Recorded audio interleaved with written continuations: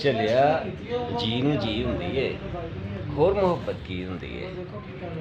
ਤੇਰਾ ਮੁਖੜਾ ਵੇਖ ਕੇ ਸੋਚਾਂ ਐਸੀ ਸੂਰਤ ਵੀ ਹੁੰਦੀ ਏ।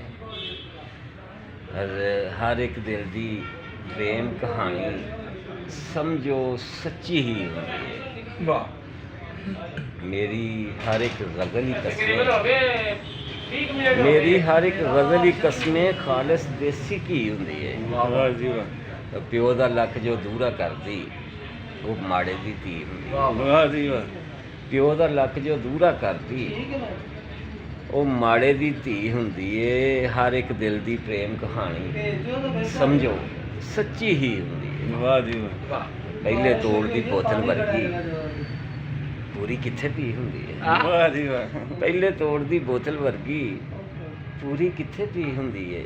ਯਾਰ ਸਫੀ ਹੁਣ ਮੈਂ ਕੀ ਦੱਸਾਂ ਆਖਰ ਉਲਫਤ ਕੀ ਹੁੰਦੀ ਵਾਹ ਜੀ ਵਾਹ ਹੈ। ਝੱਲਿਆ ਜੀ ਨੂੰ ਜੀ ਹੁੰਦੀ ਏ, ਹੋਰ ਮੁਹੱਬਤ ਕੀ ਹੁੰਦੀ ਵਾਹ ਜੀ ਵਾਹ ਹੈ।